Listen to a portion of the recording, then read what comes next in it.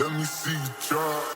Okay, before we start anything, all praise to the tech gods. All praise to the internet lords. We beseech thee, give us good internet and proper non-crashing tech. Hello, it's Mr. Young.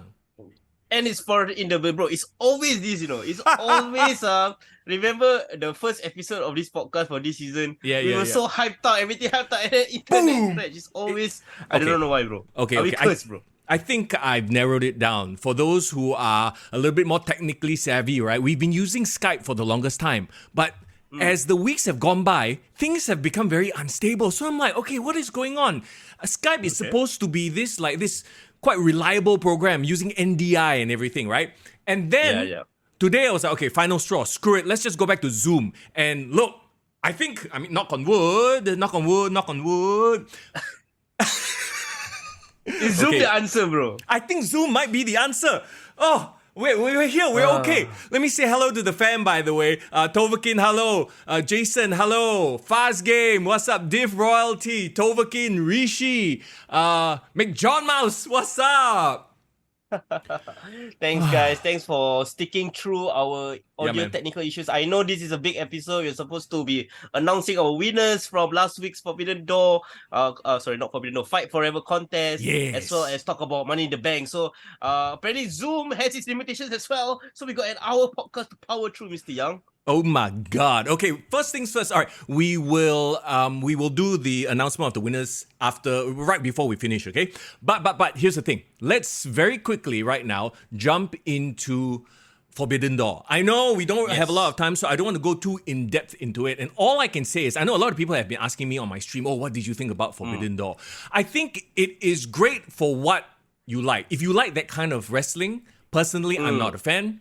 I think you get a lot out of it. I think you got a lot of value because, good God, that card was like 14 matches long if you watch the pre-stuff. Yeah, for sure. First of all, what did you think about Forbidden Door as a whole? Could you sit through it? Because I tell you what, once again, AEW doesn't understand less is more. They just, everything throw out there. Bro, by the time Danielson came on, by the time Okada-Danielson came on, I was like, I literally couldn't watch that match. I was like, okay, no, I have to watch it another day. I was done. I stopped watching it there. Bro, I had a good experience watching Forbidden Door. You know why, bro? Why? I watched the first hour. I fell asleep. And then I woke up just in time for Osprey and Omega. So basically I caught like everything up until the Fatal 4-Way international AEW international title. And then I woke up just in time for the main event. So in a way, my viewing pleasure was like kind of truncated. So it was an easier watch for me. But to be honest, I didn't miss out much lah, like the others as well. So, I mean, here's the thing as well, right? And just, okay, if you look at the card, it's very obvious that MJF, CM Punk, you know that camp, the CM Punk of professional wrestlers, they're like, let's just get this out of the way, go home early. Yeah. They wanted to do their matches first, right? It's so obvious. Then they let all their, the trampoline cowboys go and do their bullshit lah, So, okay, MJF, Tanahashi, to me, it didn't make sense. To me, you should have put Tanahashi against somebody that's a jobber, let Tanahashi win, because MJF is good. He's not good enough to make somebody who is so limited in the ring look good. And if this were the first time I was watching Tanahashi, I'd be like, who is this old fella? Can't do it, yeah? Yeah, bro, I do not know what the hell happened to Tanahashi this last year alone. Because this time last year when he was fighting Jon Moxley for the AEW interim title, right, it wasn't this bad. So those who watch New Japan on a regular basis, can somebody explain to us, like, did he just come back from a big injury? Did he have some sort of like his bones decayed in this 1 year terribly? I mean, wow, it was... I mean, okay, no storylines is one thing, right? But the fact that very late, once again, they always assume you know who these legends are. Can you imagine if you watch, for example, Hulk Hogan, but you had no context of who he is, what he's done, or you do not speak his language, so his charisma doesn't come out. So you have this old Japanese guy who can't really move well, slips on the top rope, does random air guitar. I'm like, what is this fella? You know what I mean? So I felt like it was just bad booking. Nothing against him. It's just bad booking. Put him against somebody that can flip-flop around, make him look good, like how Shawn Michaels made Hulk Hogan look good. Yeah. Or make him look bad. I mean, it's up to the opponent, right? Yeah. The thing about Tanahashi is a legend at this point in time, Yeah. and it's such a shame because he is finally being introduced to the North American audiences as this old veteran, right? Yep. If he had like a big match against John Cena in 2013, Yeah. I bet you, I think the hype and the ability, if he was in WWE at least, for WWE to make people care for him Yeah. would be huge, and he could have delivered in the ring. But I Yeah. just find that it's kind of a bit sad lah. It's a bit too little, too late for Yeah. him to be introduced into the audience right now. This fantasy booking style has, I mean, for AEW's long-term future, they have to wake up their idea, basically. Let's move on. CM Punk and Kojima, kind of the same thing, but slightly better. CM Punk did what he could. He's getting a lot more boos, you realize, right? And congratulations to the Young Bucks for poisoning the well. Congrats. Your biggest star is also, your biggest face is also now your biggest heel. Idiots. But right. they created essentially John Cena, AEW version of John Cena, right? In CM Punk, basically, because you're going to have the mixed reactions going forward. Yeah. Unless CM Punk commits to a full heel team, I don't think he will, because probably in his mind, he'll be like, you know what, I'm going to enjoy this mixed reaction. I'm going to But the difference is CM Punk and John Cena, right? You are talking about an era where how many millions and millions of people were watching John Cena versus now the people who are booing CM Punk are the diehards. They are core audience. Then you're going to confuse your mass audience by going, why are they booing CM Punk? Is he the person to boo? You know what I mean? So I see. The Elite have shot the company in the foot by doing this, by doing their poisoning of the well, and they're still doing it. Don't get me started on the Dave Meltzer interview. I know he did an interview with Chris Van Vliet, who is a wonderful interviewer, by the way. But a lot of it was cringe. A lot of it had points. Don't get me wrong. I agree with some of what Dave Meltzer was saying, but a lot of it was like, wow, you're in your own world, bro. Bro, I see you've been taking notes from Jim Cornette because I saw him echo the same sentiments. Really? Okay, wow. Yeah. Well, okay, but the point I wanted to make was the thing about CM Punk's appeal to AEW is that he will bring in the extra 10%, 15% of audience that basically will not watch AEW if he wasn't there.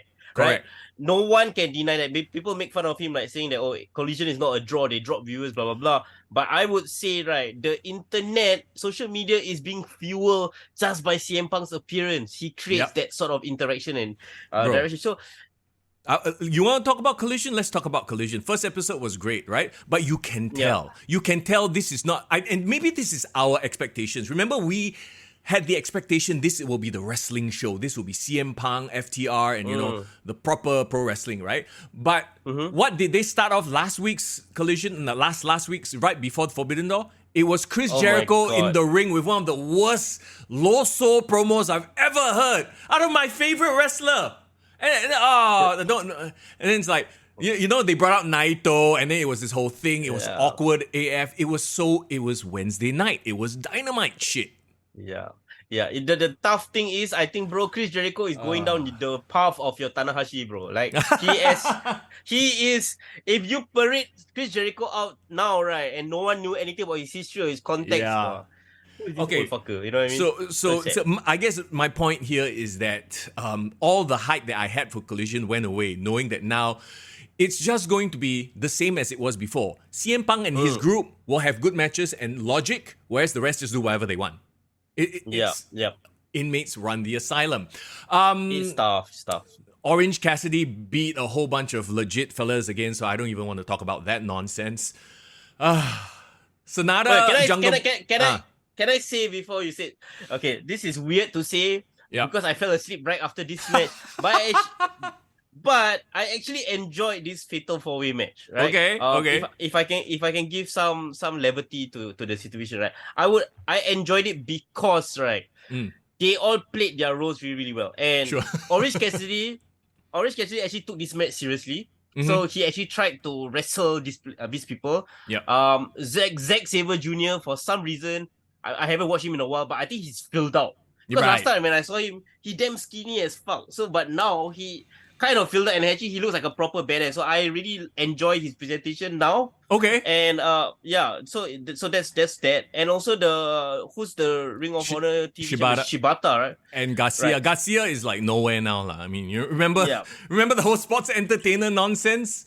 Another Chris Jericho thing. The crowd still loves him. I think he does some weird dance move that people are vibing with for some reason. But what was so satisfying about this match was you had a Shibata who is like, he's like Samoa Joe, bro. He like, I don't take any nonsense. I'm just gonna fucking kick the crap out of everyone. So that gave me some sort of enjoyment to see someone like Orange Cassidy took that kind of beating. So much respect for that. Other than that, yes, I fell asleep just as you were starting to talk about Sanada and Jungle. So please.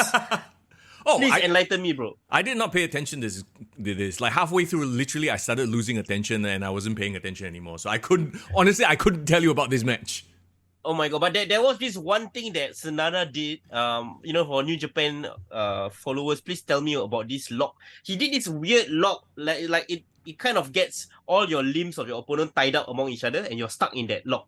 Oh, right. And then you can get rolled around the ring, is it? I think I've seen that before. Yeah. So he did that lock thing, and apparently, internet went crazy. Jim Cornette had a field day with that. Of course, I'm sure. Yeah. I don't know what to say, bro. Like, the more I see them cross over, the more I don't want to watch New Japan. You know? Really? Okay. If it's the shitty looking chop, oh my god, why is this? Somebody who watches New Japan, please explain to me. How do we go from Misawa and, like the old school motherfuckers who drop elbows and really look like they will cripple each other, right? How do we go from that to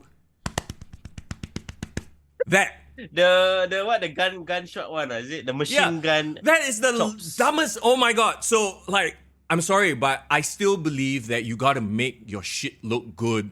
Because it's a fight, right? You are simulating a fight. It's a performance of a fight.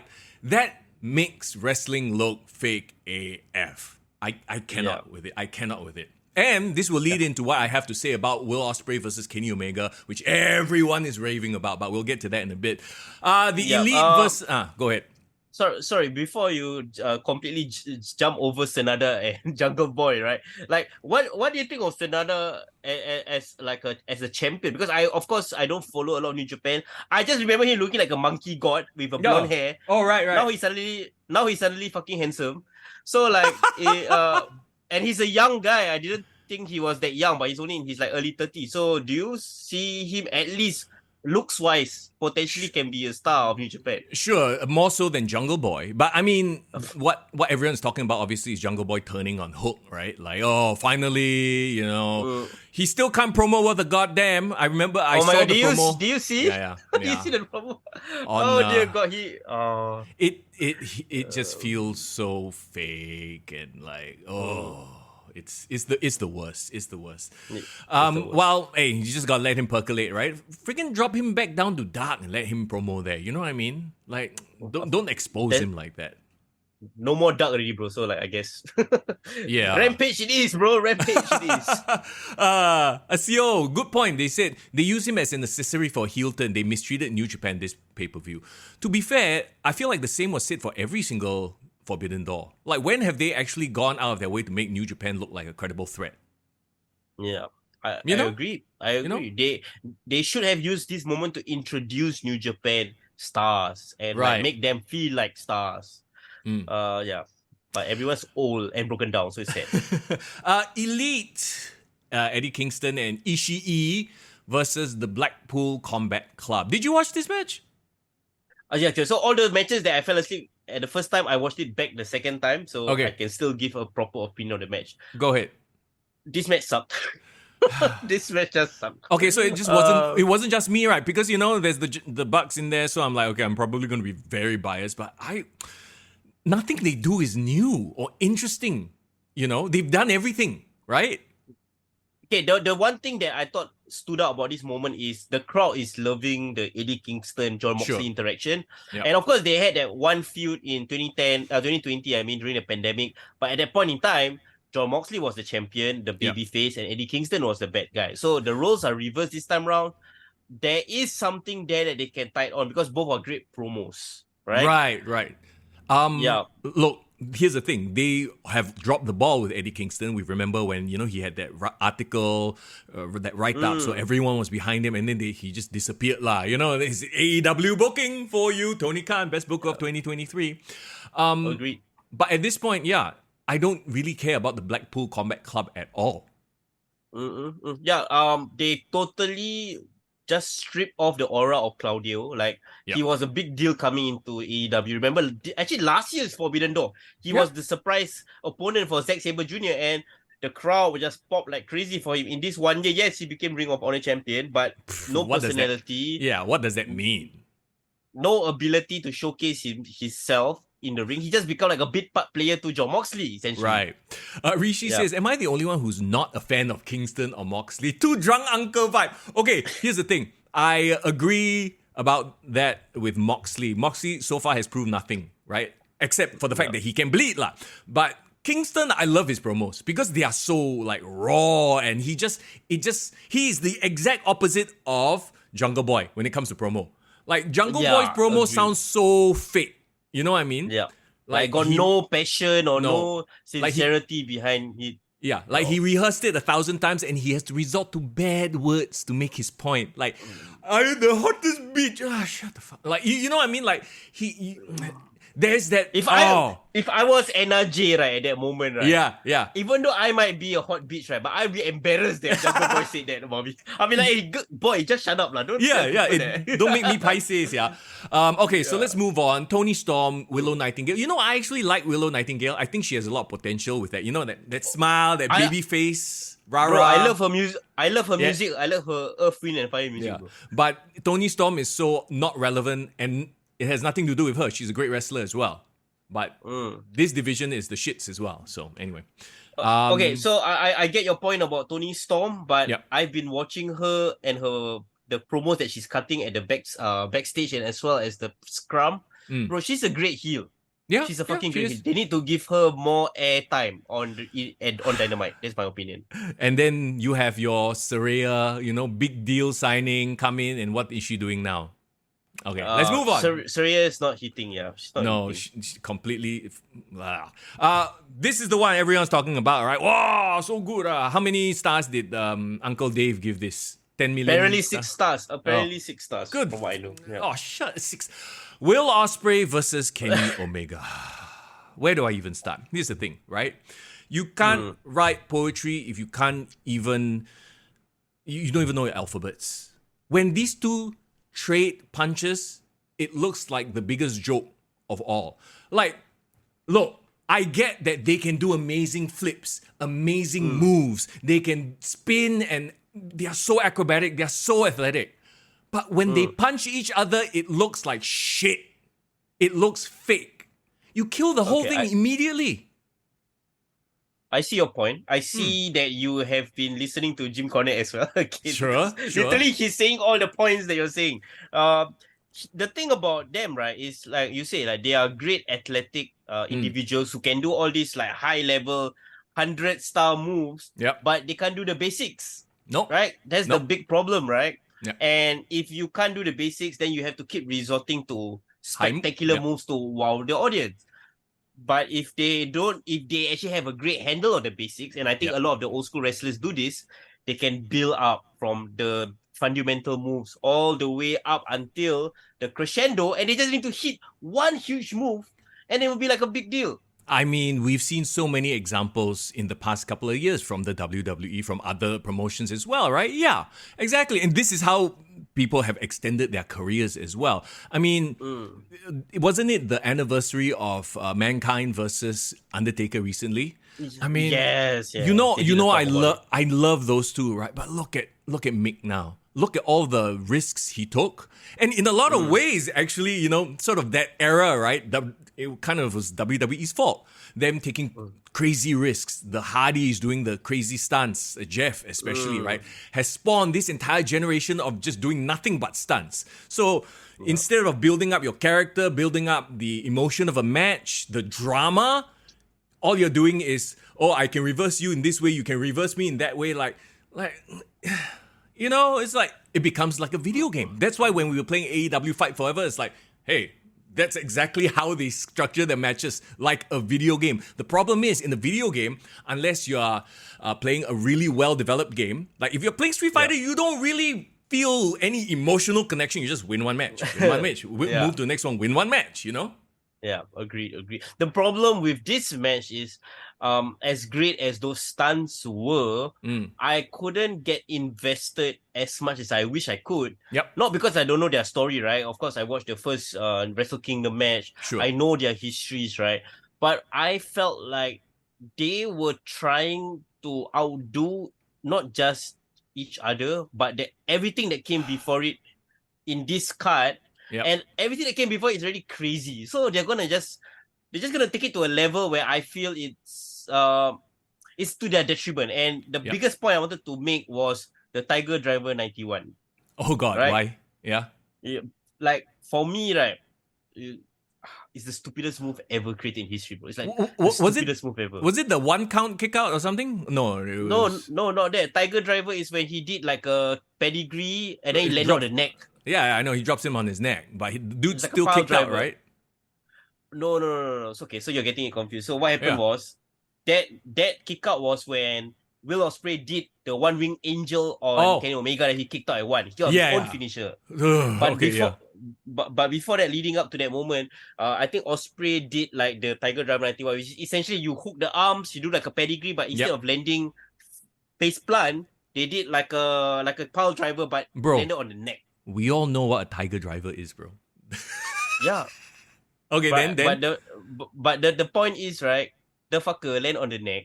And that is not even a move-ending finisher. It didn't stop the match. There wasn't people checking up on him, saying he's okay. They just pick him up and continue, bro. Yeah.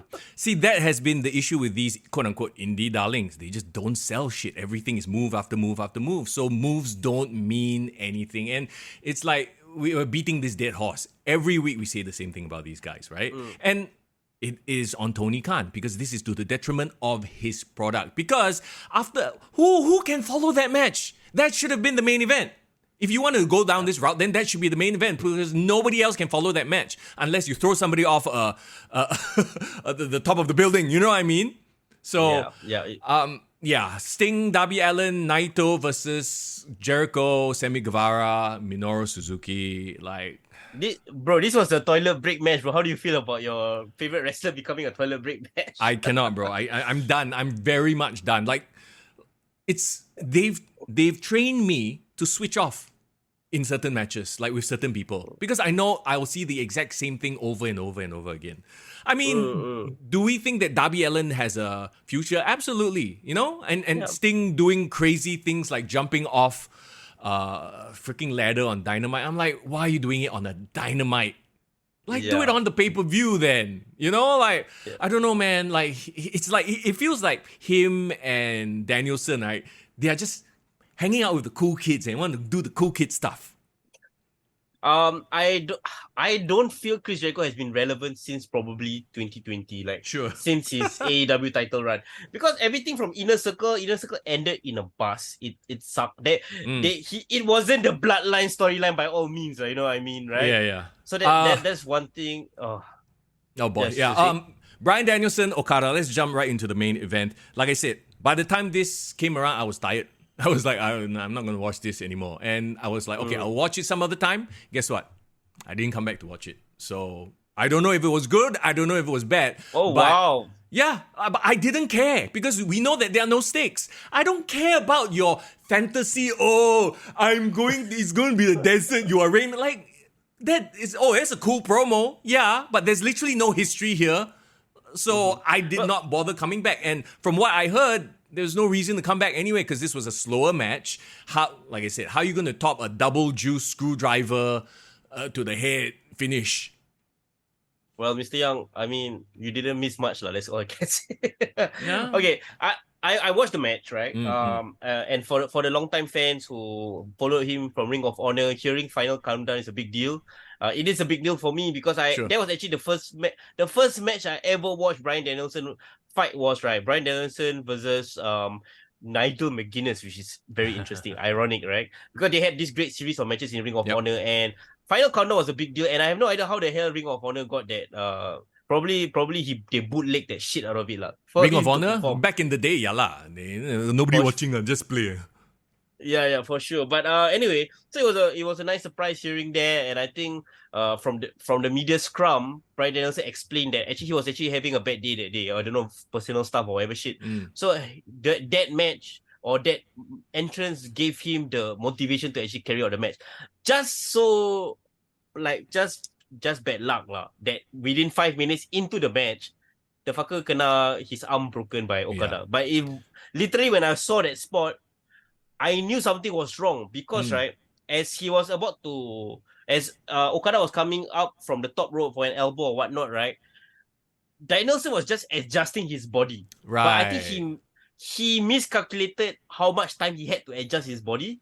So by the time he was like shifting the Okada fucking dropped on his elbow, and his elbow was sticking out like that. Right. So like you know some shit was gonna happen. I mean, it's bad luck. You know, you can say that, like, what a waste because you have All In coming soon, which is Wembley. Is it All In or is it All Out? I forget. All in. In or out, All don't in. give a shit lah. But you know, like, Wembley is coming out and you now risk not having Danielson. Like, what a shame, right? And for what? For a main event that doesn't amount or doesn't mean anything in the long run. Yeah. I've said this before, I'll say it again. You know, they have all the talent, they just have terrible booking. Yeah, if a dream match between Hogan and Stone Cold, right, was just presented, okay, one day randomly on Raw, let's have a dream match, Hogan and Austin. It won't have the clout, or it will people base it off the name, but it's not gonna be like, what's the story, right? The story needs to be told. Exactly, you need to build, and you know, at the end of the day, I guess you know that's what we will say to sort of put a bow on the AEW Forbidden Door. It was a chore. I honestly, as a casual, call me a casual, but it was a chore for me to sit through that. Yeah. I watched it with open eyes and open minds and open hearts because, like, of course, CM Punk's first pay-per-view appearance, right? Omega and Ospreay really did spectacular to me lah in Wrestle Kingdom. So I was like, okay, fine, I'll watch all this. But the problem is, right, there's too much insider like you need so much insider baseball knowledge to appreciate it, right? Which kind of throws away all the casuals, like people like you, people who need a reason to watch it. So I feel like they are consolidating their fan base, but they're pushing away potential fans. That's my opinion. Right. I mean, but that's what we've said about the product for a long, long time. So it is what it is, lah. Okay. So okay, shall we now pivot and talk about the good stuff? Yes, let's do Money in the Bank. Come on, let's go. Okay, so basically, it is, I mean, and say bias or what, basically what WWE is doing right now, I don't want you to put it on Vince, you want to put it on Triple H, but they are firing on all cylinders. Like literally, you can see so many stars being made. Like in this one pay-per-view, I was like, wow, okay, they're really hitting their stride right now, aren't they?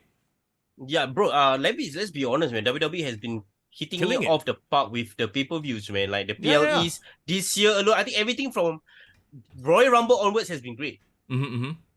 Yeah, agree. Go ahead. You want to jump into the card real quick while I settle something on my end? Sure, let's do it. So, of course, the first match, they started off with the men's Money in the Bank. And guys, everybody knows, everybody wants LA Knight. Yeah! LA Knight to win, right? Yeah, oh my God. So, this is the thing, right? At first, I was like, okay, LA Knight, everyone wanted to win. You could hear the crowd was 100% behind LA Knight, right? Yeah, and agreed. Looking at that crowd, literally there was only two people who could win. But my God, did Butch get his moment at home? Logan Paul and Ricochet. Like, Ricochet is the guy that is there to make Logan Paul look good at this point, isn't it? Yeah. They should literally just have a Ricochet Logan Paul match going forward. But bro, like I was so scared for that Spanish Fly move. I thought they botched the hell out of it. Yeah. I mean, I guess they managed to pull it through, and it looked devastating without it hurting anybody, I think. Yeah, because I think the only thing that Logan Paul suffered apparently was like a huge table cut on the back of his shoulder. But I was so scared that he landed on his head through the table. So I'm happy that he kind of survived that. Like you mentioned, Bush got his moment to shine.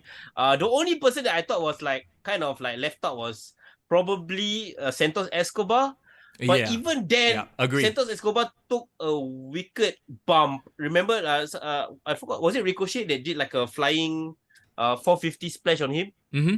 While he had the ladder stack up on the ring rope. So even when they weren't given the most shine, they still took the sickest bump, right? So it's still dope. Okay, did they freaking upgrade and reinforce all their ladders? Remember when ladders used to break? Literally, no ladders broke this pay-per-view. Did you notice that? I did. I remember when Logan Paul did like a freaking frog splash from the side. And he bounced off. What the heck? And actually, it sounded and probably felt worse than it would have done if it broke, right? I think they should have let it broke. I think that would have kind of, fighted it out a bit more. Do you think they're doing this on purpose? That they've actually reinforced the ladder so they don't break? Because, if a ladder breaks, there might be pieces that will, like splinter and it will stab the wrestler. Do you think this is a thing? Like, I don't know. I'm just spitballing right now because I noticed not a single ladder in both the men or the women's Money in the Bank ladder match broke. I was like, wow, okay, that's very new. But I feel like not breaking the ladder doesn't make it look as visually aesthetic, when like the big crashes happen or like the big moments. So I don't like it.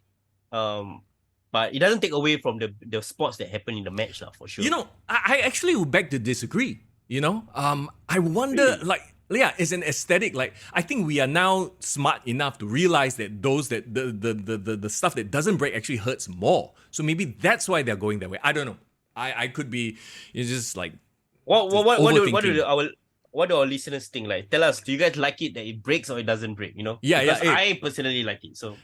I mean, you know what? Maybe have a little bit of both. Sometimes it breaks, sometimes it doesn't, right? I was just very surprised. And back to the winner, right? Some of you are saying that a heel winning the Money in the Bank briefcase is a better choice anyway because there's always the threat, right? I agree with that. But also, upon Senior Money in the Bank winning, I know Div Royalty is very, very happy. Yes. Her guy. LA Knight doesn't need this. He already has so much face heat, so he gets such a huge pop whenever he comes out, right? Papa H is probably looking at it going, he doesn't need the Money in the Bank. Damian Priest, we all know he's capable of it, but he hasn't been presented at the upper level. Yeah. All of a sudden, just give him this briefcase and now he's a legitimate threat. Yeah, I actually don't mind it. If he wasn't LA Knight winning, as long as it's not Logan Paul, actually I was quite happy. I think the crowd also was like, no Logan Paul. No Logan Paul. But Logan Paul, how smart is he and how smart is WWE at using Logan Paul? He literally just shows up and it's always a big deal. It's always a viral moment. And I guess they could learn from their own example because they're doing the exact opposite with Ronda Rousey because she's just there now. Yeah, unfortunately. But overall, Damian Priest winning is a good choice. I think it bleeds into the story of Judgment Day. The potential dissension that he has. And we'll talk about it in the later match, right? LA Knight not winning is it's disappointing for the fans over there, especially when you see it live. But if it leads to a one-on-one match with Logan Paul, sure, and they can go at it in the ring, because you know what? If you watch SmackDown, they had a 5 minutes interaction on the mic. In the middle of the ring, and I thought that was super cool. I actually can't wait to see both of them go toe to toe on the mic. Give LA Knight a verbal joust, I still would say. Bro, give him the opportunity at SummerSlam, my opinion. Do you realize we completely forgot one fella who was in the match? Not Escobar. Is it Nakamura? Nakamura, we forgot Nakamura. Hey, bro, Nakamura is gonna be mainstream famous just in a few weeks. Give him time. You know why? Because of the what? Which rapper used his song? Lil Uzi Vert. Yeah, Lil Uzi Vert. He's the guy who installed a diamond in his forehead, right? Yeah. He became the Vision, bro. Yeah, that guy. Apparently a big Nakamura fan. Bro, apparently people forgot about it, but this fucker was in WrestleMania, bro, doing the entrance for the Usos. Do you remember? Right. Yeah, I do remember. He did that weird ass song that Just Wanna Rock. But I actually listened to Nakamura, right? And then it's literally he just took the song, use it as the instrumental, and then he just rap over it. And then he bro, the chorus was the violin part, right? Yeah. Na na na na na. This fucker sang auto-tune over it. So he's like, Oh my god. Oh no. Okay, but sure. He's gonna be famous, I guess. Whatever. A lot of people weighing in on the table breaking or like item breaking thing, right? Div Royalty says break table, not bones. Jason says I like it not breaking, looks more painful. I think tables should break, ladders should not break. How about that? Yeah, Rishi was like, tables break, ladders don't do for me. Yeah. There you go.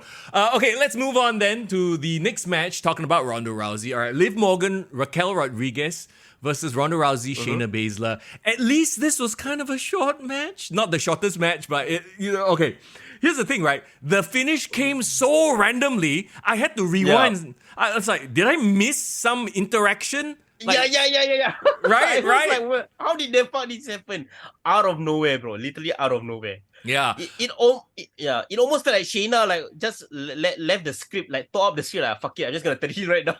I'm done with this shit. Do you think that was done on purpose? Instead of going the traditional route of building tension, building animosity, like what they're doing with Balor and Priest right now. Instead of doing that, they're like, screw it, let's just do a sudden, like nobody would have expected it. In the middle of a match when there was no case of Shayna or Ronda accidentally hitting Shayna, nothing like that, no? Like literally out of nowhere, bang! She suddenly whacked Ronda and walked off. You know what? I'm not gonna lie, I don't hate it. Yeah. I think the match needed it. I think if this didn't happen, nobody would talk about this match. But because this happened, there was some newsworthy thing that come out of this match. Actually, I agree with you, no? Like it literally made me more interested because I had zero expectations or care for this match. Going in, I was like, okay lah, whatever lah. And then this happened, I literally rewind because I was like half not paying attention. I was playing game or something on my handphone while this match was going on. And then that shit happened. I was like, did I miss something? I rewind, no nothing Yeah, this girl just went roid rage on Rousey. Well, I mean, on Raw, she did explain her actions, and I like it. I love that Shayna Baszler is finally getting the attention, and it really feels doesn't it feel like Triple H writing all the Vince McMahon wrongs right now? Yeah, I feel like Ronda Rousey, right? Yeah. If she never did anything else in this business, right, the last thing she will want to do before she leaves WWE is to put over her best friend. Yes, to put over Shayna Baszler. Exactly. So, Rousey versus Shayna, it seems like a dream match, quote unquote, like two MMA best friends, and WWE can do video packages like nobody else. Yeah. I believe this could be a SummerSlam match. It might even steal the show if they are literally allowed to go all out. Correct. And Shayna would bring the best out of Ronda, and Ronda would want to perform well for Shayna. And here's the thing: they are MMA practitioners, right? They probably sparred, and they know how to spar. And because they're pro wrestlers as well, they know how to make it not hurt. So I'm like, I'm actually salivating at the thought of these two going at it. Yeah. Interestingly enough, Mr. Young, I've been hearing rumors, right, that now that I think Amanda Nunes is kind of out of the picture, title picture and all that. Could we potentially see Dana White try to bring back Ronda into the UFC just for a one-off run? I mean, Endeavor is happening. They're all part of the same company anyway. I guess could be, just for the pay-per-view numbers, right? The money. Sure, yeah, why because not? My opinion is, bro, like the longer Ronda stays in WWE, the more her star power diminishes. Yes. She needs to go out and do other things. Yeah. She needs to get back that aura, and the only way she can get it, not in WWE, because clearly WWE is not spotlighting her anymore. No. Give her UFC, like did what Brock Lesnar did in 2016, where he just come back UFC for one more run. But the problem is, you go back to UFC, you cannot script. Like with Scully, she come back and then lose to some jobber, some no-name fighter, then that's it already. Her aura completely dead. Yeah, I think she can retire and spend time for kids already after that. No, see, that one is I like the idea, don't get me wrong, but that one is a very risky move. She goes back to UFC, they set up a high-profile match, maybe her versus Holly Holm as a sort of return match, right? And Holly Holm knocks her the F out again. Well, that's it. Gone case. Her style completely gone already. Yeah, I agree. But you know what? First time I cared about Ronda in a long time, so hey, they did something right there. Yeah, no, exactly right. So there you go. Next match is the shortest match on the card. Gunther versus Matt Riddle. Okay, this was more about the post-match than the match itself. Were you surprised that he was so dominant over it. Like, Riddle even didn't put up a fight. No, because Really they told the whole story of them breaking his ankle or smashing his ankle and stuff like that. And like Gunther slapping his ankle was the funniest sight ever. But I was like, it's broken, I guess. See, like, here's the thing. Like, when Gunther slaps somebody, it looks painful, right? Not this bullshit. The Jackoffs. The Chekhov slaps. Yeah, not machine gun slap. It's the Chekhov slap. Yeah. But bro, Gunther slapping Riddle, right? Yeah. Gives me more pain-inducing, like cringe, like than anything that I saw at Forbidden Door. So like that's that. Yeah, well, except for the crazy athletic stuff, which, guys, I see the athleticism. Don't get me wrong, but it means nothing when there's no build. Okay, let me get off that train. Let's come back to the the pro wrestling here. Gunther beats Riddle in a heel hook. Was it? He didn't even use his regular finish because of he did. The injured ankle. I mean, that's storytelling. I like right? I love it. And then there you go. You had the return of Drew McIntyre. Oh, the crowd, bro, the crowd. The crowd blew up, man. I was surprised because I think a lot of people were leaning towards potentially Randy Orton returning to save Riddle. But the funny thing is, the moment Riddle lost, Riddle completely gone from the screen, bro. No more mention of Riddle. Hide under the ring. Okay, this is not my time anymore. Okay, Fias is like, come on, Mr. Young, don't insult the machine gun slap. Bro, who? Okay, there's a legendary fellow who started the machine gun slap thing, right? Like, I know a few of you mentioned it. Can somebody send me a link on the Discord of the original machine gun slap? Then I will judge. And if it looks good, then I'll change my mind. But if it still looks like, bro, cannot, bro. I don't care. I don't care which legendary fella did it. If it looks like shit, it looks like shit. I can't remember whether it was Misawa who did it. But the Kobashi? funniest thing, right? Was it Kobashi? I don't know. But the funniest thing, right, I saw was like, not the originator who did this, but I think it was Eddie Kingston who did it, right? When he did the machine gun slap, right? He kept tapping his tummy, bro. Like, to get the sound, is it? Yeah, but because Eddie Kingston got perut, right? He got the dead board, right? Then his tummy jiggle at the same time. I was like, oh, dude. Some things just don't copy. Don't copy. Do your own shit. All right. Hey, bro, don't fat shame him, bro. Remember, No. That's how he got into his feud with Sammy Guevara. Remember, Sammy Guevara said he fat. Oh yeah, what the fuck, man? Hey, bro, I'm also trying to lose weight, so like, hey, respect to you, fellow deadboard kings, all of you out there. I'm slapping my tummy now. Okay. Bro, you look like you're checking out, bro. Don't do that, bro. Okay. Drew McIntyre is back. It's funny, like Triple H even said it at the press conference. By the way, that's how you do a press conference. Each person comes in, says a few words, F's off. They don't tell their whole goddamn life story about how they love working with the heel, who's a nice guy. Come on, have a little common sense, you know? Anyway, okay. What are we talking about? We talk about Drew McIntyre return. Are you happy he's back, and he's back in a place where like immediately he makes an impact and the crowd and of course. How important is the Intercontinental title right now? Like, doesn't it just feel more important?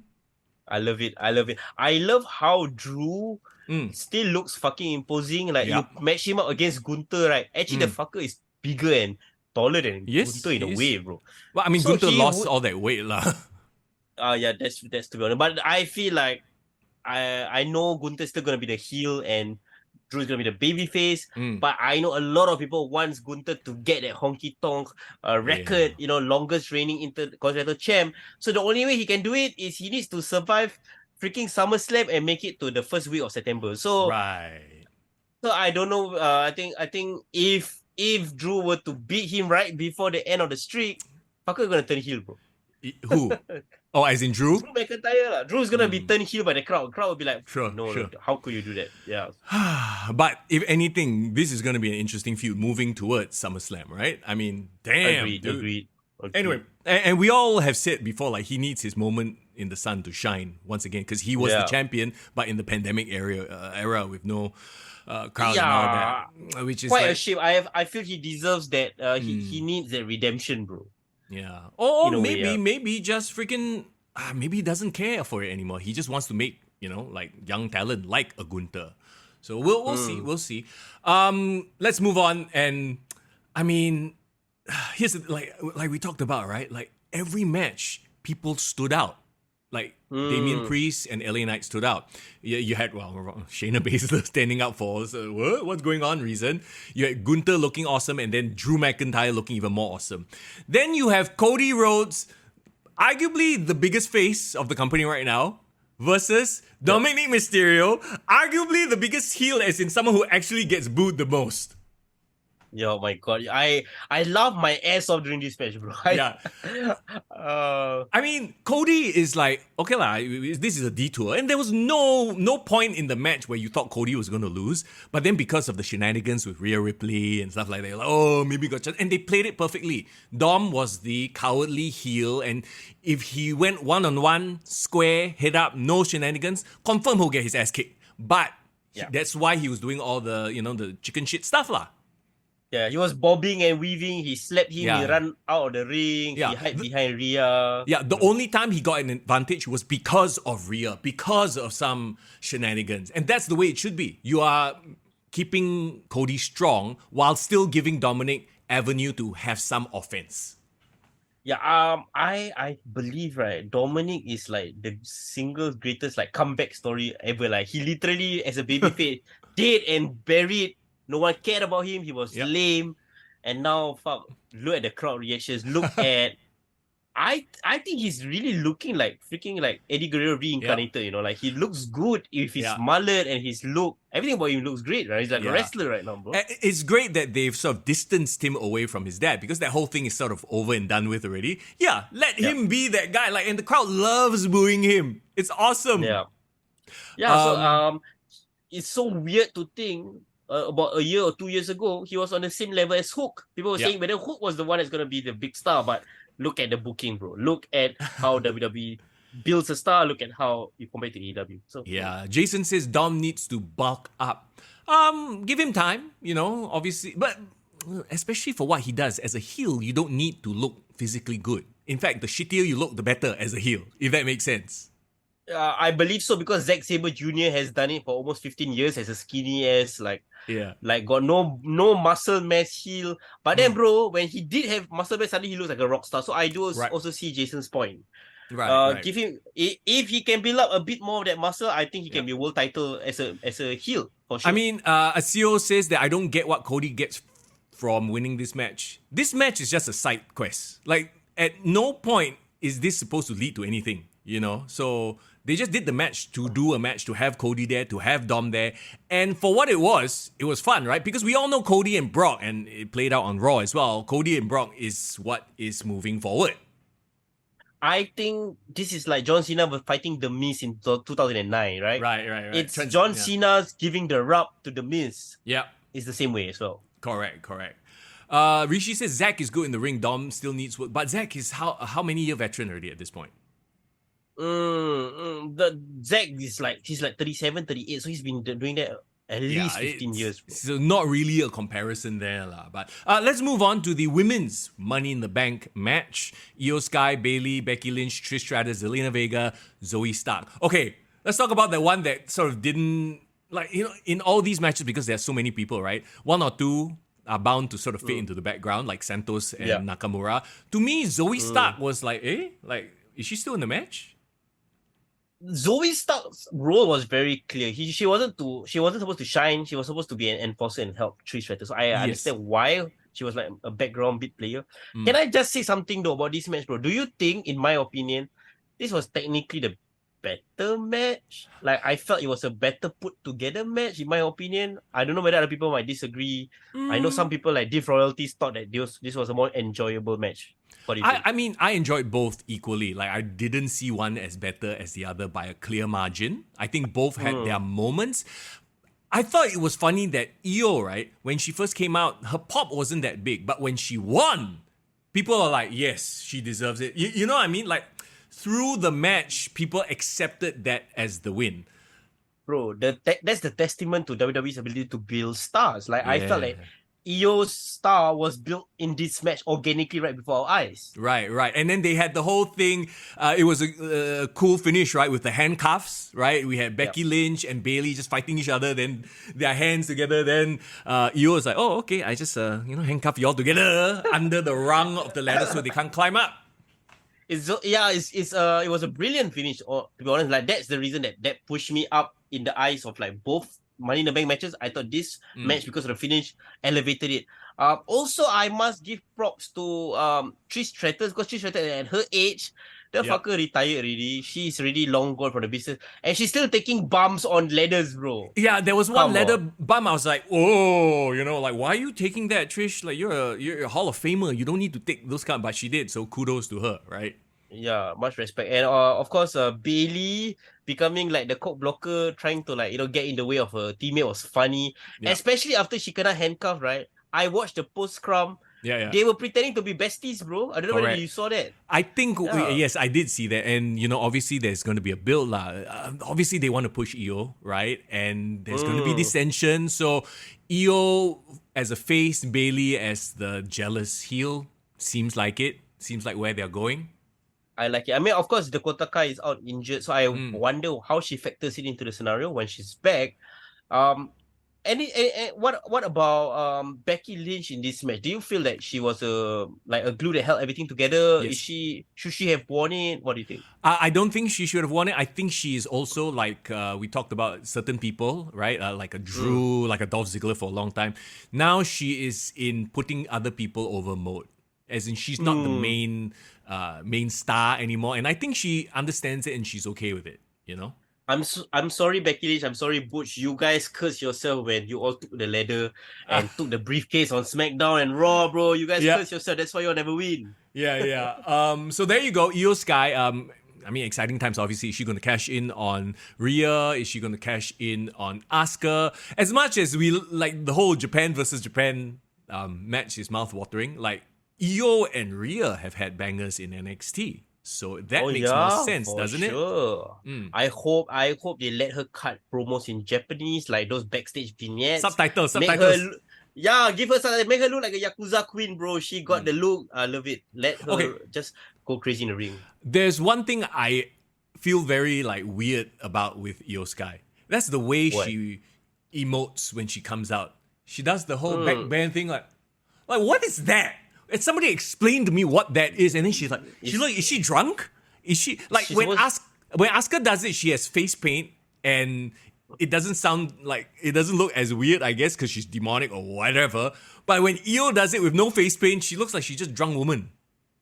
I mean, her back bend thing looks hot, lah. Come on, let's be honest. Sure. The back bend thing is fine, but then after that, when she walks, she's like, I'm not doing it justice, but you know what I mean. Like, what is with the face? Like, what is the? Is she high? Like, every time I watch it, I'm like, are you drunk or high? Is that your character? Like, I don't get it. They need to do a promo backstage, right, where she's like drinking sake. And she's like, I get high on my competition. Then she get drunk. she do then that explains the backstory, bro.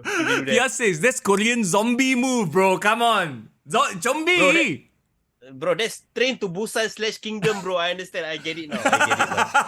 That's what I love it. She should have a match with Abaddon from AEW. Anyway, Seth freaking Rollins versus Finn Balor for the World Heavyweight Championship. They're trying to elevate this title, and who better than freaking Rollins, right? Two of the best workers on Raw right now. Yep. I am a fan of Finn Balor's new music. I know she has had this new music for a while. But recently, because of the main event scene, he's been appearing on Raw more often. So I've been hearing the song better. Bro, actually, I like it than the old one. Like, now it's like end boss vibes, bro. Yeah, and it's more ominous in a way. Like, the other one was more mystical. This one is more epic, ominous. Do you like that he wears these, weird, I don't know how to angular masks, but without details. I think BDSM mask lah. Maybe that's what you're going for. I don't know about that. I don't know what kind of mask you would call it instead of doing the face paint, which probably takes a long time. But do you think he'll ever revisit the demon stuff? I think if you save the demon for big events like WrestleMania that they did this past year with Edge, then it makes the mystique. It brings back the mystique in a way. Sure. I like this new mask. It's a bit like Kanye West. When Kanye West was having this weird face where he was wearing weirdo mask. But as for the match itself, I love the callbacks to 2016 SummerSlam. They keep going for that buckle bomb everywhere. But I felt like I don't know whether it was like they were rushing through the match because the match felt too fast. Didn't breathe as much as I preferred. Rishi says Balor should get a title for having the most consistent abs. Oh yeah, man. Hey, those abs, the abs, bro. Yeah. Okay, so Damian Priest comes out with the Money in the Bank briefcase as well, and he showed Rollins a bit. But the finish saw like a little bit of a miscommunication situation with Finn Balor, so that's where they're going, and they did more of it on Raw as well, right? You know, part of me was kind of hoping that Finn would win, and then Priest would show up at the end to cash in on Finn, you know? But okay, like that might be rushing things, huh? I feel like, okay, Seth, because of all the hard work he's put in, he deserves a longer title run. Yeah. But I also feel that Finn deserves the MVP award for like coming back from the dead, from complete irrelevance to becoming a world title contender. So give him that chance as well. So I don't know whether Finn will fall off the title contention now that, you know, Damian Priest has the Money in the Bank. He doesn't have an opportunity anymore. Yeah. But even if Finn goes back down and wins the IC title, I'll be happy, yeah. Sure. Or why not the US title, actually? Like, what is Austin Theory kind of doing right now? He's a bit quiet, huh?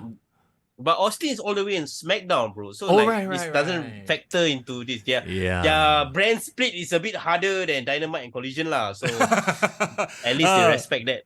Pascal says that you look like part of the Judgment Day with your purple color, bro.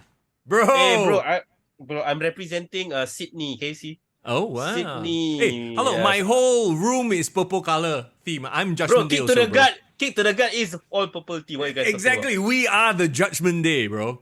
Okay, so let's move on to the main event then. The Usos versus the Bloodline. And bro, I want to give you props, and I want to take back what I said weeks ago. Remember when I was like, there's no way that Jey Uso and Roman Reigns can ever headline SummerSlam.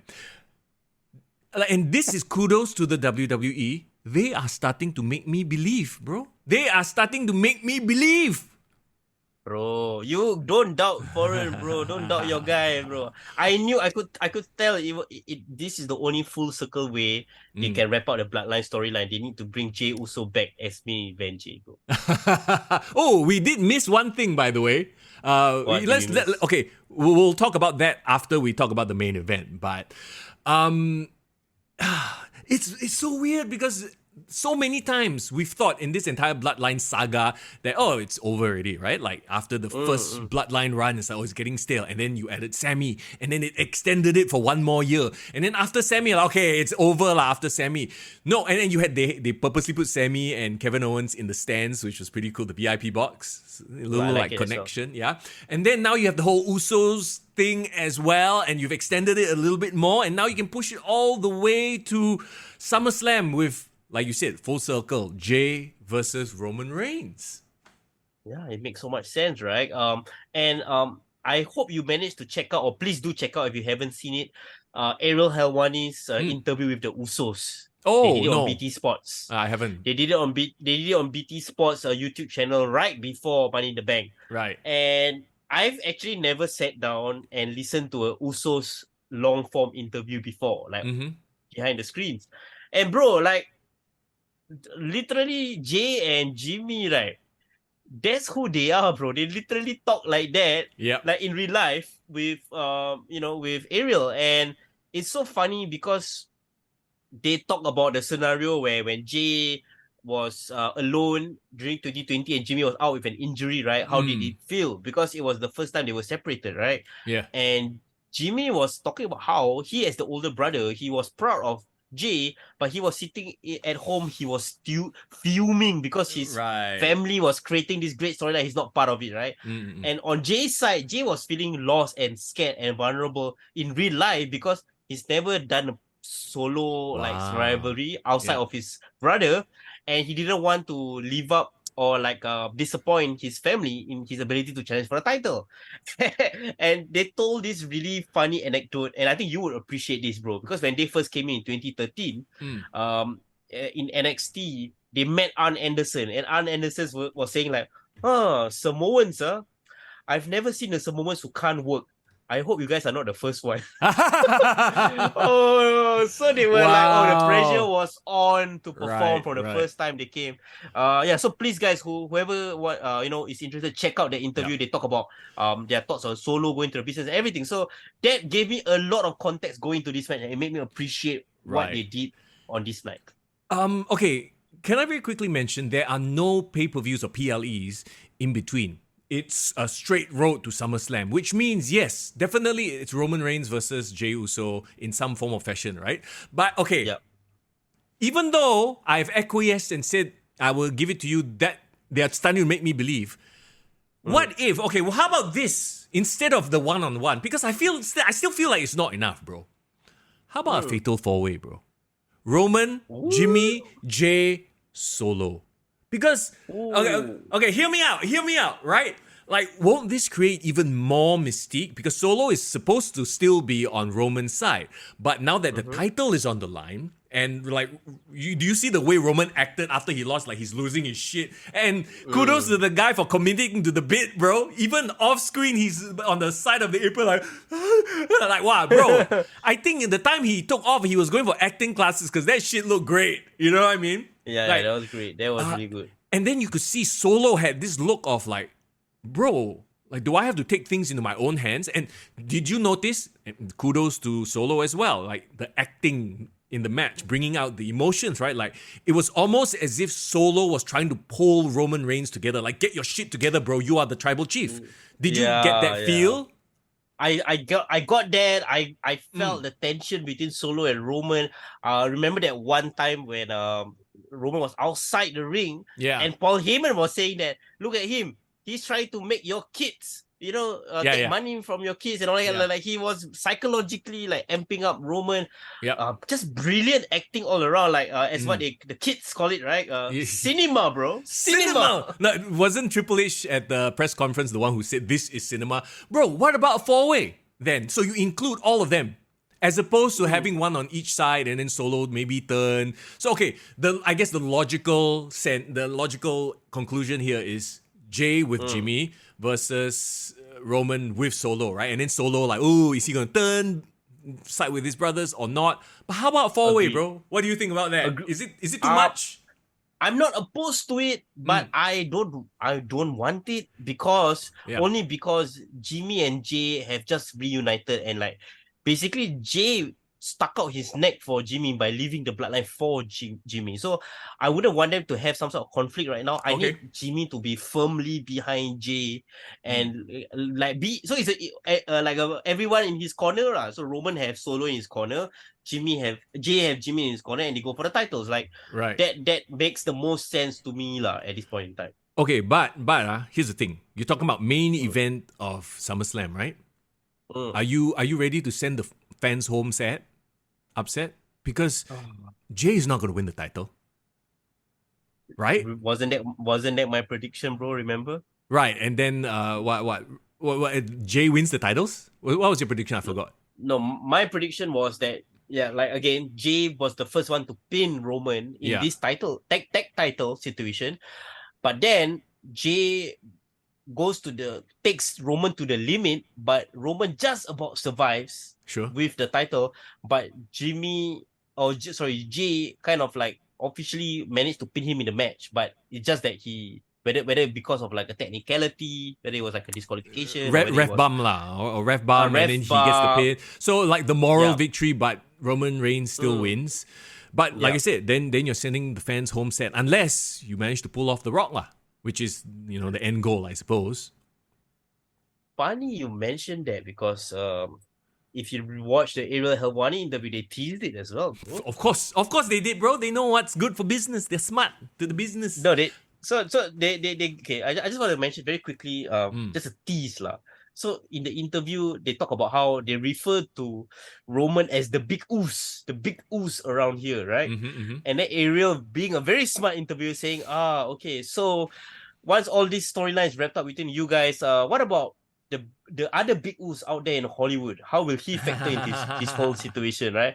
Yeah. And then and then Jey was like, hey man, if you want to come and do business and make money with us and send us some Under Armour, hey, you're welcome to do that, bro. That guy fucking funny, bro. Yeah. But then one thing that Jimmy said that was interesting was that shouldn't factor into the end of this storyline. That should be the start of a new storyline. Right. Which I feel that could be the last. Like literally, that could be the end game, bro. That literally could be the Captain Marvel finally taking out Thanos, man. They close the loop on this. Yeah, like it could be WrestleMania. So who takes the title of Roman Reigns? It's not going to be Jay. It has to be Cody, right? It's gotta be Cody. It's gotta be somehow it has to go back there. Finish the story, right? That's the whole idea. And then, like we talked about before, Roman Reigns versus The Rock, that doesn't need a title on the line. That's a main event in and of itself. Yes. Respectfully, I feel The Rock still doesn't need to be there next year WrestleMania. I still think that they need to do Cody and Romans too. And of course, WrestleMania 40, perfect name, perfect time. Maybe 39 was a precursor to 40. But Roman Reigns should lose the title at 40. Yeah. I will bring up one other point though. Like I don't know if you remember the SmackDown before. Was it 2 SmackDowns before this? The Usos did a promo in the ring, and it was like, ooh, I don't know, man. Like it feels like because they've been in there with Roman and everything, like sort of that huge group dynamic, they sounded great. But when they were there by themselves promoing against Roman, I was like, ooh, that was kind of rough. I don't know if it was just that one promo. Do you know what I'm talking about? I know which one is when the two of them came out and they were kind of celebrating. They said they're going to go to war with their... Yeah. It's like they talk a lot, but they didn't make a point.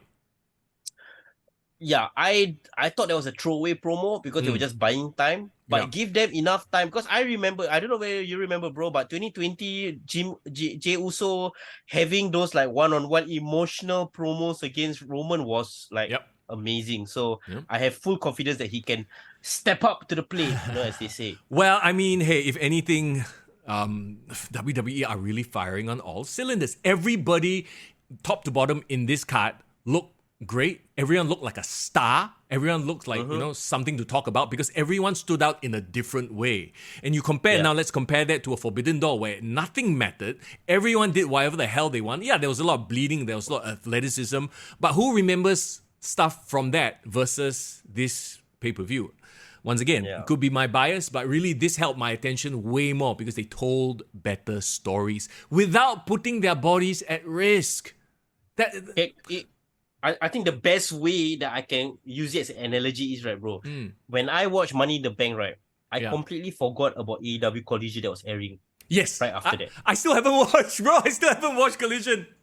Yeah, which is crazy because I'm a fan, right, of CM Punk. But it's just that if you make me choose between one or the other, I will choose WWE right now at this point in time. Because, AEW is lacking what the Bloodline is giving WWE, a great overarching main storyline that stretches out throughout the show that you want to watch. And on top of that, building other stars as well. So you go for the Bloodline, but this Dominic Mysterio Judgment Day stuff funny. Cody Rhodes nice. LA Knight.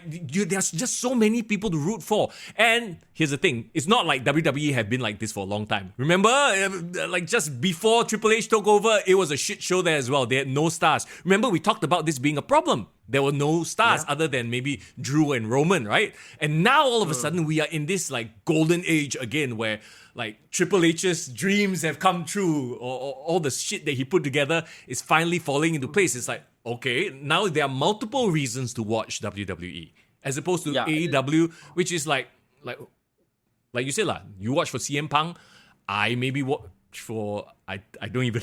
I tried. I can't even say it with a straight face. It's hard, bro. Cool, right? Like, as much as I love MJF, it's tough to watch whatever nonsense he's in. Is he feuding with Adam Cole now or some shit? I don't care. No. They're best friends, apparently. Let's not talk about that. I don't know, whatever. To wrap it up, to put it in a bow. Wait, hang on. Yes. There's one more thing we forgot to talk about here that we need to address. Yes, I think we should go back to that, bro. Yes, okay. So, literally, I can't remember after which match it was, but like the crowd died down and there's like just a slight second of like taking time to breathe. And this really goes to WWE's, like everything of theirs is firing on all cylinders in terms of timing. They literally give you time to breathe. Even down to the wrestlers, they are like, this is the NXT training. You have to chalk it up to NXT training, which the AEW guys don't have. They are doing everything so fast, so often. You have no time to breathe. WWE have this down to a science. Literally, the match ended, then there was like a little bit of a pause, right? Like a oh, okay, we're gonna move on to the next thing. It's probably gonna be a next match. I mean, that was terrible, bro. But sure. I know. I try. Okay. No. I get what you mean. It's that point where they were having this shot across the audience. Yeah. Where it was just like, you had no idea what to expect. Yeah. That's like the music hit, bro. Yeah. The pop was amazing. Yeah. Oh my God. Nobody expected it, right? John Cena comes out. And John Cena is at this point, he's GOAT. He's legendary status. You can't even imagine a time where people were booing him. Cena sucks, right? No, they were just loving the fact that John Cena was there. And here's the thing.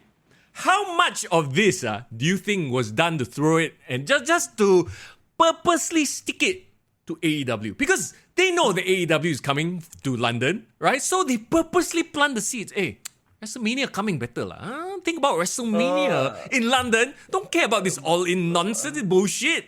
Huh? Bro, chocho, bro. The chocho is strong in this one, bro. It's amazing. I love it. Yeah. Okay, so here's my real question is, do they really have plans for WrestleMania in London? Or did they really just to stick it to Tony Khan and All In, just brought one John Cena out just to throw the idea out there? If you were thinking about it, I don't think this would have stopped you from going to All In London because they're still selling tickets, right? Like this is not going. The idea of WrestleMania maybe coming to London is not going to stop people from going to Wembley, right? But yeah, I agree. The point is to just like, hey, we got something even bigger planned, huh? Don't bother with this. It's just chocho, bro. But it's funny, right? Because realistically, WrestleMania is really confirmed in Philadelphia next year. Yes. There is no talks yet of what is WrestleMania 41 in 2025. So if in a realistic scenario, if they do want to pitch WrestleMania in London, it can happen in 2025. Yeah. But I feel like they haven't even had conversations yet, bro. I think he's just literally just test water, bro. Just create that buzz, bro. No, that's exactly it. Like to your point, we already know where WrestleMania is going to be, and these sort of things take like years to sort of settle, right? Like so, it's damn funny. I don't know. Maybe do a stadium show that's not WrestleMania. Do a SummerSlam, do a Survivor Series, or do a Insurrection, whatever. But do it at Wembley. SummerSlam would have the history where it'd be perfect, right? Yeah. But I feel like they need a British hero to kind of be that all-conquering hero. And Drew. It's Drew, huh? I mean, Scotland and England, how's their vibe right now? Will English people support a Scottish man? I don't know. Well, can lah. The pre-WrestleMania pay-per-view rumored to be in Perth next year. Oh, okay. So back to the whole back and forth. And somebody mentioned it in the chat earlier as well, right? Like Cena verbally jousting. And first of all, he was just milking the shit out of the crowd. My God, he had the crowd eating out of the palm of his hand, right? And then, dun. The social media. How do you even know his theme song, bro? I don't even memorize Grayson Waller's theme song, bro. I used to watch NXT. I remember dun. Anyway, I'm like, they are very high. They are very high on Jason Waller. Grayson Waller. And I think it is justified because he held his own against John Cena. Somebody mentioned this in chat and I agree 100%. He did a better job verbally jousting with John Cena than Austin Theory. Yeah, I was just about to go to that point, bro. I was so surprised that I felt more invested in hating Grayson Waller in that 1-2 minutes that he was there than anything Austin Theory. I think Austin Theory got humbled by Cena, but Grayson Waller was like handling the shit that he got from the fans. Like, who are you? Like, he was handling it perfectly, but I think he could be better than Austin Theory. Well, on the stick anyway. In the ring, it's still... KIV. Yeah, KIV, up for it. But I love that he got the rub. And wait, did they confirm that Cena was going to be on the Grayson Waller effect? Or no? No. So what Oh, he did was Edge is the one. Edge, yeah. The Edge is confirmed. So just to note that this week's SmackDown is gonna be in Madison Square Garden. It's gonna be a big show. So are they setting up Edge versus Grayson Waller to give Grayson the rub? I have no idea. Okay, but one thing, of course, we have to mention about that promo is he brought up the possibility of why not WrestleMania in Australia, bro. I know. But I mean, he purposely won lah, because like Cena is talking about, WrestleMania in London. It's to get the heel heat, right? Yeah, so apparently, okay, I didn't know about this, but somebody clued me in that Australia and England apparently have some cricket rivalry going on. Oh, so, on that day, is it Div Royalty said? Yeah, like a Ashes Open or something. Sure. I do not know their term, but the fact that he brought it up was so justified as a heel hit because of the rivalry that England have with Australia. So that's kind of funny lah. And talking about like a meta reference, did you notice the like how Cena is quite social media aware as well? Did you notice that little inside joke he made during no, what did he say? Okay, so recently have you seen the clip of this fan trying to film John Cena at a restaurant? Oh yeah, okay. I saw and then that. John Cena is like, can I just have spend some time with my friends? And that's what he said to Grayson Waller. Like, yo, are you done? Can I just have some time with my friends, i.e. the England crowd? Oh, okay. That was a reference to the clip that's circulating online right now. So John Cena knows. He's not like unaware, right? He's very aware of his social media as well and what's viral right now. Bro, the guy is a genius. He's a smart guy. So even this whole tease, right, bro, the fact that they use John Cena of all people, right, it's a shit on TK because I feel like here's the biggest star in the world promoting WrestleMania in London. Who else in AEW's camp, right, can they put to face up to John Cena's star power? Not even CM Punk. Yeah, you're right. No, there is nobody. There is nobody. Yeah, exactly right. But I mean, they're going to be there first, unfortunately, or fortunately, whatever you want to say. And it's probably going to do very well. They are starved for that content. And if this and the recent Puerto Rico card have shown us, the WWE need to do more international shows. It just raises the product. Like you got a 4-star show becomes 5 stars, Yeah, agree. I'm just surprised they haven't done it for like any sooner, right? So there's been a lot of debate, right? The reason why they don't do international shows is not because they don't want to or they don't appreciate their fan base, but it's a Vince McMahon decision, bro, and I'm not surprised. Yeah, because he's very right-wing, America first sort of a thing, right? That's his whole personality. That could be a reason. I won't be surprised if it is. But the rumor going around is the fact that he actually doesn't like smart audiences screwing with his finishes and giving bad reactions. Right. But in America he could do it and have some sort of control over it. But when they go to London, how the London crowd were chanting crazy shit. Even Toronto, they always say this is like upside down world or whatever, because the fans are too smart. Bizarro world, But I mean, it's 2023. And I think Triple H is smart enough to know. And if it's not him, he probably has a team of people that, tell him, okay, this is what, the culture is like right now and stuff like that. Agreed. So I think overall, perhaps our listeners can give their grades, their number grades, their letter grades for Money in the Bank. But I feel it was a solid 8. It was a solid 8.5. I would say like, as far as the story is being told, it was an 8.5. The crowd made it a 9.5. And the fact that everybody looked good and there wasn't really, there was some dull points, but by and large, I was glued to my iPad the whole time. I wonder, right, bro, about the international shows, right? Yeah. Could this be a yearly thing where they purposely make every show like airing from London or airing from Puerto Rico? They haven't done any big shows in Africa, in South America, if you think about it, right? Okay, well, here's the thing, right? And what it is that country needs to bid and pay for it. It's like having the Formula One Grand Prix. Like Singapore Tourism Board, they bid for that shit. You know what I mean? So like if we want it in Singapore, well, we would have to psycho somebody in the STB or in some government agency to freaking pay for the WWE. Was it $1 million or something like that? Bro, Mr. Young, time to do your magic, bro. Get all your connects. Every day on air, just, hey, we should bring WrestleMania. Heck, bring What Roadblock also can, as long as it's PLE. I don't care. Yeah, okay. Go get our guy Sean Rick as well from 91.3. Go get fucking Joaquin Gomez. Bro, he's from Kiss lah. Anyhow on you. Bro, anyhow, I'm so sorry, bro. But yeah, get anybody who is a wrestling fan who of some influence. Talk to STB, bro. Come on. Yeah, right. To get, I don't know, man. I don't know. I have my reservations about it because of the fact that I don't think we in Southeast Asia, unfortunately, are a big enough market. Singamania. Well, Singapore alone will not be a big enough market, but if they market it as like the only show in Southeast Asia, and I think it's possible because so you can get fans from Australia. Yeah, it has to be Indonesia. It has to be bigger than a house show. It has to be a PLE, like a proper PLE, like a super show or whatever, right? Yeah, they do. Imagine if we do Royal Rumble, wow, bro. But I mean, okay, bro. I mean, think about what is going on right now. With Taylor Swift, with Coldplay, with Jackie Chung. 11 concerts, bro, in Singapore. What the hell? There is definitely... And with Taylor Swift too, Southeast Asia, the only stop she's doing is Singapore, right? So you have people coming in all over the world.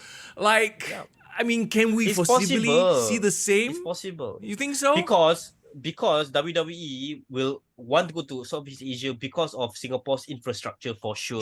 Sure. Their ease of booking events. They see UFC already doing a show in Singapore. So they know, UFC can do a show, WWE also can do a show. But to that point, the UFC show is a smaller show. It's not like a UFC pay-per-view, right? It's like a fight night, if I'm not mistaken. Is it? No, it's a numbered pay-per-view. You have the Korean Zombie. Bro, legit, bro. It's UFC. I forgot what number it is, and they're gonna even do a lot of UFC related events around the show. They're gonna have bro. It's UFC Fight Night, bro. It's UFC Fight Night. Holloway versus Korean Zombie. Yeah. Oh, okay. So it's like a mini pay-per-view. Yeah, I remember. I was like, they're doing a full. No, they're not. They've done like the full pay-per-view, like the numbered ones in Japan before. Yeah, but this year's we did have a pay-per-view last time. They did Eskren, remember? Eskren got knocked out. That was in Singapore, what? No, not Singapore, sorry. Eskren got tap out. Right. Eskren versus Damian Maya, right? Wasn't that a numbered pay-per-view? I think you are right. I think they may have done it before, but this time around is quote-unquote a fight night lah. But I mean, either way, like, Sports Hub, step up. STB, step up. Duh. Let's do it, bro. Bring that shit down, you know what I mean? Yeah. I'm confident we have the infrastructure to do it. I'm confident that if they market it for the whole of Southeast Asia, they will all flock to Singapore. Oh, yeah, that's right. UFC 275 was last year. I remember now. Yeah, it's Damian Maya and Eskren, right? I think so. I think, that was a full-on, like, I mean, all of them are pay-per-views, lah, but Zhang Weili as well, yeah. So there you go. Exactly. I mean, we can talk until our mouths are dry, lah, but ultimately, there needs to be some sort of like grassroots movement. I don't know what minister. Fucking Dante Chen needs to faster get his Raw debut, bro. Come on, let's bring him up to the main roster. Give him time. That's the one. Puerto Rico paid 1.3 million apparently. A CEO says. In USD or in pesos, USD lah, bro. USD. Yeah, that's why I heard the sort of going rate is like if you want like a proper PLE, it's $1 million plus. That's how much you have to bid, right? Yeah, it's fine. I think $1 million. I think you and me and all our listeners can fork in 500k each. I think can make it lah. Okay, bro. I touched Toto and 40 all this shit first, then we talk. By the way, talking about Puerto Rico, if you guys haven't seen the meme, right? Please go and Google Donald Trump saying Puerto Rico. It's the funniest shit ever.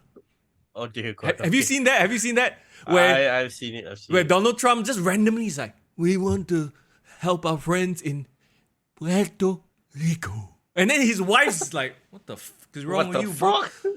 Puerto Rico. Hey, Dante Chen is up in the chat. What's up? Our guy. How are you, brother? Chen. Bro, we manifest your name and your name came out, bro. Yes, please get to the main event. I mean, main roster, and then faster bring WrestleMania to Singapore, man. Let's make it happen. Okay, we can start grassroots. Dante Chen, make your NXT run and try to convince those NXT live events to do a show in Singapore. We'll be there. We'll bring the Singapore flag for you, bro. Ooh, like an NXT full-on pay-per-view. Do the NXT like does like their events like around the US, right? So they are proper, like, pay-per-views and events. They still do their PLEs. I believe Great American Bash is a pay-per-view that they're gonna do soon. So so why not give some NXT stars some international exposure, traveling around the circuit? Why not? There you go.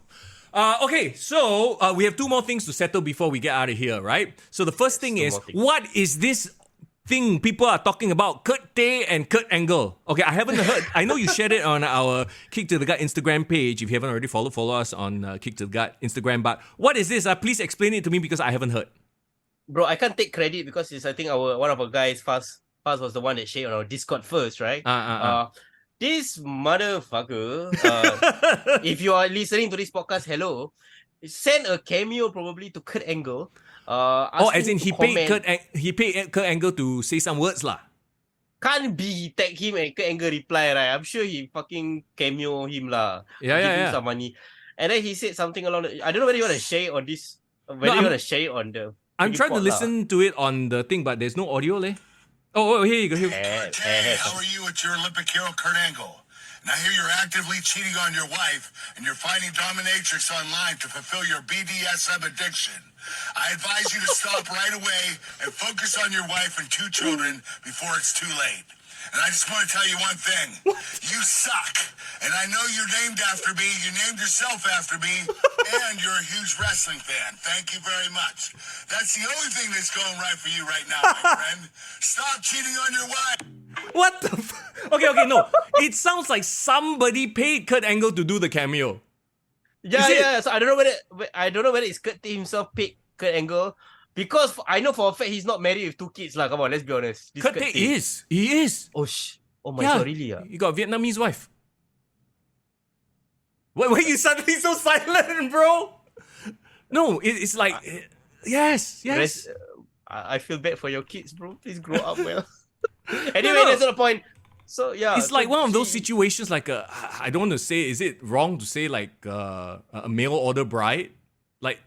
He literally has a mail order bride from Vietnam and he has kids with her. Yeah. Okay, but then that doesn't explain the fact about him cheating on the wife with the BDSM thing. So I don't know whether he can't be the one he himself paid cameo to tell that to the public. But it's his Instagram, bro. His TikTok, bro. So wait, you are saying Kurt Tay posted it on his own TikTok? You go look at the ending, bro. It's his TikTok name, right? Fast Game, please confirm for me if this is literally from his profile. I am very invested in this. I need to search this shit out right now.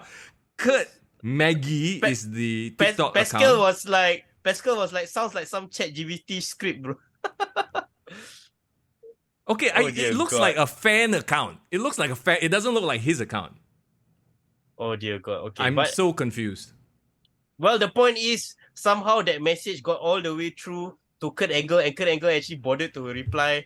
Wow. That's the content to start your week off, bro, guys. Okay. I don't know if you guys know this story, but we at one point wanted to get Kurt Tay on the podcast, right? Because the whole idea is we love wrestling. We want to spread the word about wrestling. And you remember he got into that fight at the Void Deck. So we were like, oh dear God. Yeah, let's go and chat with him and then, see what's up. And then in the process of me talking to him over social media, like on Instagram, he basically asked for money to come on the podcast, bro. I'm like, look, I mean, we do the podcast out of love for what we do. I mean, we fund this podcast. I mean, we love our Patreons. Thank you so much for helping us. But essentially, we sort of fund everything here, right? And you want me to pay you to come on the podcast to, no doubt, talk nonsense. I'm like, no, bro, it's fine. It's all good. It's all good. Did he tell you he's going red? Like, going how much red? You want to no, he asked. He asked like, how much are you going to pay me? No, he literally asked, how much are you going to pay me? He didn't like. I guess maybe he's not the most eloquent fella. Like, like there's etiquette, right? Like, oh, hey, these are my rates, blah blah blah. That would be the etiquette. No, his reply was literally, how much you going to pay me? I'm like, bro, I wouldn't give you a $5 Starbucks card. Okay, bro, I'd rather give it to my listeners. Let's make this clear, bro. I sent a DM right in 2019 to Chris Van Vliet. Yep. And asked whether you'd be cool to come out on the show. Not only did he say no problem, he said let me know what time works for you because I understand you guys are from Singapore. I'll wake up early for you guys. Yeah. Never asked a single cent from us. And when we hit our 100 episodes to the gut, he actually was kind enough to send a video congratulating us. This fucker do it for free. So in my opinion, if somebody that is not on Chris Van Vliet's level is asking for money, I'm saying like, bro, go to OK Let's Go or go to find some other podcast that that has money to give. Who are willing to pay, yeah. I mean, look at the difference in professionalism. Look at Chris. Look at what he's doing now, with all his incredible interviews. Like, one's a professional, another one is a joke for hire. So that's all we have to say about that, The end of the day, this podcast is a labor of love. So we are doing it for the love of wrestling. If you guys are not doing it for the love of wrestling, then don't do wrestling. Just fucking go work, go do your job, bro. Let's go, man. Come on. And please, stop cheating on your wife. If in fact you are, you suck. You suck. No, this just terrible. All right. Our guy Fias just wanted to confirm. He said that he got it. He put it his own YouTube channel, bro. So apparently this is really his own content, bro. He definitely subscribes to the idea of there's no such thing as bad publicity. Any publicity he takes, he's a like your Stephen Lims. But this is a different podcast altogether. Okay, let's get down to one more piece of business. And thank you so much for all your answers on our YouTube, like our previous video, right? Where we were talking about the AEW Fight Forever video game, which I've been having fun playing. I don't know if you guys have gotten it already, but we want to shout out to our friends over at THQ Nordic for hooking us up with the game. We have 2 copies of the game to give away for your platform. So, okay, I have picked my winner. Do you have yours, bro? Yes, of course. Please go ahead. I'll let you do the honors. We're looking for entertainment value in terms of these answers. We're asking you who you're going to pick first and why. So our first winner is Fast Gaming! Fast Game SG. Hey, congratulations. He says, I'm going to go with Mr. Young's favorite wrestler, the Ocho, Chris Jericho, even though his current physique looks a bit of the bubbly. A little bit of the bubbly. He is the first ever AEW World Champ. Can't wait to whip out his moveset. It'll be dope if they can add his cruise, the Jericho Cruise, as a playable arena for future DLC. I love it. Awesome. Love the answer. Fast Game, I hope, can you please do us a favor, send a screenshot of you liking THQ Nordic's Facebook page? Yes. Because we need to, we need to report to the THQ and this one, our fan, our fan screenshot, he really did follow. Please DM us on Kick to the Gut and then Mr. Young or me, we will send the game codes for you. So that's winner number 1, yeah? Yeah. Oh, also let us know what platform, PS5, PS4, Nintendo Switch, whatever platform you want. Whatever platform. Apparently, whatever platform. I wanted to say something, but I realized it makes more sense for me to announce the second winner first. Then I explain the context, bro. Okay, go ahead. Second winner, here we go. For the second winner, I know you all know my bias, so I like those people who appeal to my bias. I want to pick our dear friend and our fellow patron, Toverkin. Hey, Toverkin in the house, sure. Okay, if you want to know why, very simple. Let me read out his comment. Sure. As an educator, sure. I'm picking CM Punk, cause much like himself, I'm hurt, I'm old, I'm tired, and I work with fucking children. That's brilliant.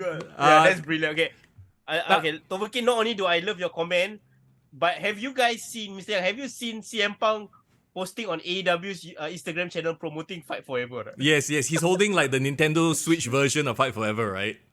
And then he was talking damn boomer, bro. He was like, you can get this game on Toys R Us. You can buy it on fucking I don't know what craft some old shop fucking boomer shit platform. Yeah, some fucking boomer shit. And you can see his eyes, like he cannot force, like he cannot force to make this. He probably doesn't even realize he used to be on the cover and then they took him off the cover. Yeah. So like in the spirit of that, Toverkin, you tug right at my heartstrings. It's not just the fact that you chose CM Punk, but you echoed the reason why you choose CM Punk. And because of that, you deserve the code. So let us know, bro. Same thing. Screenshot your follow on the THQ Facebook and send us which platform you want on our Instagram DM. So, Thank you yeah, so once much. again, congratulations to Fast Game. Congratulations to Tobakin as well. And enjoy AEW Fight Forever. And that'll do it for us here on this Tuesday afternoon. Everybody, thank you so much for hanging out. We appreciate it. Taking a break from our regular lives, like it might be just like an hour and a half, 2 hours, but it's also just this, to me anyway, especially if you're going through like, rough stuff at the workplace and you just need a distraction. Thanks for hanging out and just talking shit about this thing that we love called professional wrestling. Yeah, for sure. And I think I just saw the Shadow offered to pay $50 because to match Kurt's going rate, bro. Don't need, bro. We appreciate your support, bro. For whatever you've done for us. Yeah, even if somebody else pay for Kurt Tay to be on the show, I don't want. All right, he's not doing it for the right reasons. At the end of the day, we just want to talk wrestling, not some nonsense bullshit, like Anyway.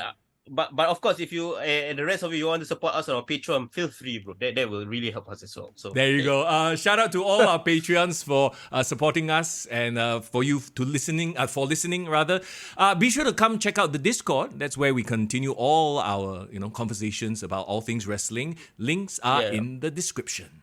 All right. As always, yes, go ahead.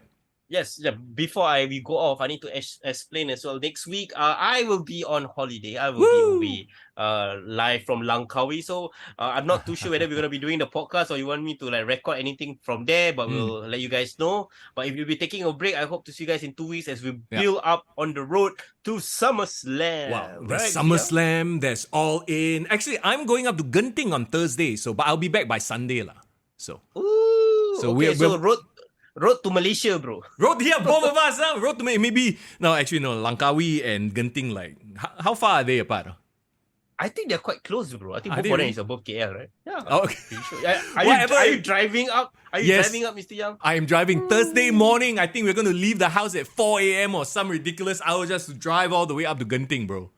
It's going to be fun. Bro. All the best. Thanks. Enjoy yourself. All right, everybody. Thanks for hanging out. As always, it is Mr. Young. And it's Foreign in the building. Take care. Let me see you try.